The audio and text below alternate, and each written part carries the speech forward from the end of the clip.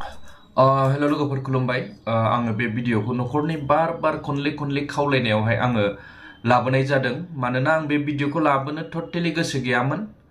बेनिफ्राय माने सानसेयावनो खनथाम खनब्रै कल खालामनाय भइस मेसेज हरनाय बे जाहोनाव आं बे भिडिअखौ लाबोनांगौ जाबाय दा नोंथांमोनहा बे भिडिअनि सायावहाय मा सानो कमेन्टनि गेजेरजों प्लिज फोरमायहर आरो बेखौनो आं खावलायगोन जाय बिथाङा खारनानै दङ नोंथाङा न'आव फैफिननांगौ मानोना बेफोरबायदियाबो थिग नङा होमबा दिनैहाय नों जेसेबां खारनानै थागोन नोंथांमोननि जे संसार बियो गाज्रिनिफ्राय गाज्रि लामायाव थांगोन बेनिखायनो न'आव फैफिन आरो लोगोसे नों जुदि बाहेरायाव थाबाय थायोब्ला बिदिनो नोंनि इमेजआ गाज्रि जालांगोन नङा होमबा बेनिखायनो न'आव फैफिननांगौ आरो न'खरनियाबो एसे दायित्व थायो नङा होमबा बिमा बिफाया नोंथांमोनहाबो एसे बुजायनानै थिनहरबानो जाबाय बे जाय फंबाया भिडिअखौ आपल'ड खालामनो होदों बे गासै भिडिअनि रिक्सआ बे फंबायनाव जोब बेहाय आंनि जेबो दाय दस गैया मानोना बियो गावनि हिन्जावखौ मोनफिनजानो लुगैनानै आंखौ बार रिकुवेस्ट खालामनाय जाहोनाव आं बे भिडिअखौ लाबोनाय जाबाय रायजोफोर थेंक इउ रायजो राजाफोरनिसिम खुलुमनाय जासिहरग्रोबाय आं दिनै रायजो राजाफोरनिसिम बेखौनो खावलायनो सानदों दिनै आंनि हिन्जावा गुवाहाटीयाव न'खरनि खोथा मानियालासिनो दंहैयो दिनै मोजांबो खबर रायलायहरा दिनै गुवाहाटीयाव न'खरनि खोथा खोनासङालासिनो खारनानै दंहैयो आरो बिदायाबो फंनैसो बाथ्रा बुंदोंमोन बेखौबो बादा होनायाव मानियालासिनो दिनै खारनानै दंहैयो जाहाथे न' फारसे गिदिंलाङो आं रायजो राजाफोरनि सिगाङाव बेखौनो खावलायदों आरो सान्थिपुर गामिनि गामबुरा आरो सेक्रेटारि आं खावलायदों हौवा हिसाबै दिनै उदिखारै आरो बेल' नङा दिनै भिडिअखौ आं मानि थाखाय लाबोनो गोनां जादों गासिबो अधिकारखौ लानानै दिनै आं सारमोननि खाथियाव लानानै फैनाय जादों आं रायजो राजाफोरनि गेजेराव दिनै बेखौ खावलायनो सानदों गामिखौ दिनै आं खोन्थानो हरनो सानदों हिन्जावनि गामिया सान्थिपुर हग्राजुलि डिस्ट्रिक्ट सुनितपुरानो गोलैयो थाना दिखियाजुलि ओमफ्राय आंनिया फाख्रिसुबा आंनियाबो हग्राजुलियानो गोलैयो जाहाथे न' फारसे गिदिंलांनानै न'आव थाहैयो आं बेखौनो खावलायदों जुदि खावलायसेयावबो जुदि मानियाब्ला आङो गासिबो अधिकारखौ लानानै आङो सारमोननि आखायाव गथायनाय जागोन बे खावलायसेयावबो जुदि न' फारसे जुदि थाङा हौवा हिसाबै उदिखारै आं दिनै बारे खावलायहरगासिनो बिराद गोबाव जाबाय आं लेंहरनायाबो आब'आबो खनसे लेंहरदोंमोन न' फारसे गिदिंलाङाखै दिनै हौवा हिसाबै बे बाथ्राखौ आङो रायजो राजाफोरनि सिगाङाव आङो फोरमायहरबाय आरो जेराव नुयो बेयावनो न' फारसे थिनहरबानो जाबाय दिनै गोबां दिननिफ्रायनो आङो बादा होदोंमोन दिनै आं बादा होयोब्ला हौवाया बादा होयोब्ला रायजोफोर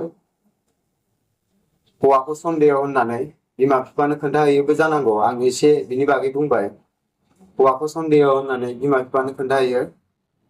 दिनै हौवाया बादा होनाया सन्देह जायाखै मानो होनोबा मोजांनि थाखायसो आं बादा होदोंमोन दिनै बेफोरखौ बुजिस' हायाबो जानो हागौ बियो अब्लाबो आङो खावलायबाय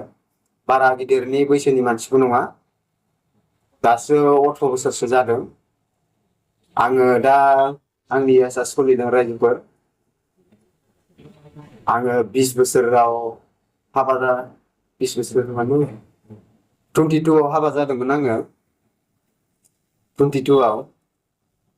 हिन्जावा 18 बोसोराव आङो दा सोलिदों 24 आव सोलिदों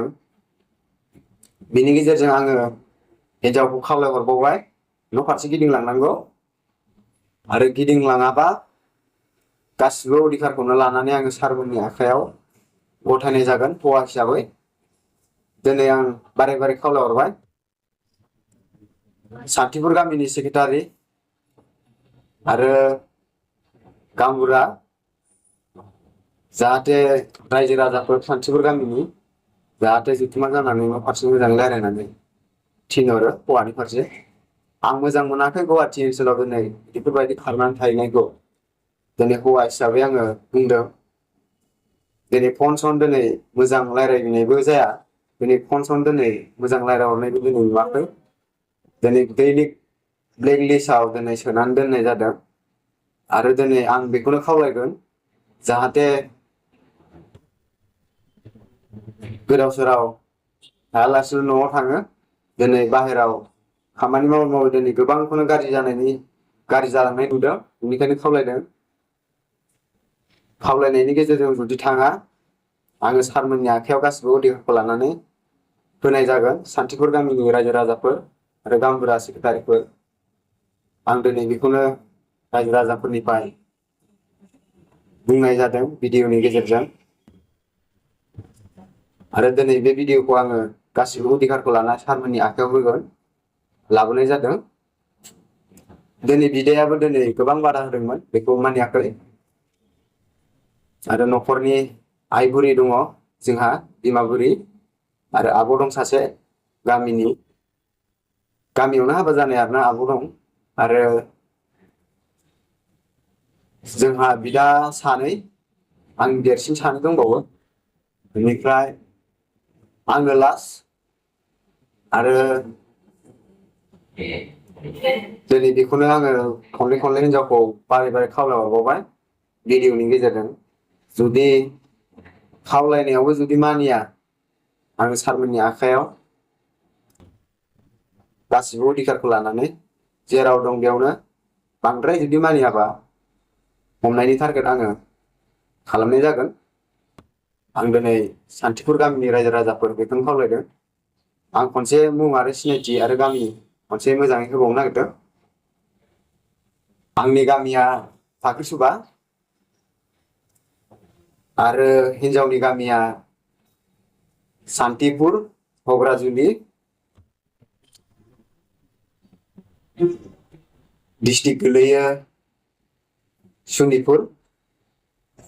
थाना दिखियाजुलि आरो जों गामिनि रायजो राजाफोरनिफ्रायथ' दिनै जेबोथ' बुंनाय नंखाया मानो होनोबा दिनै गासिबो रायजो राजायानो दिनै जों गामिनि फारसे दिनै सानोब्ला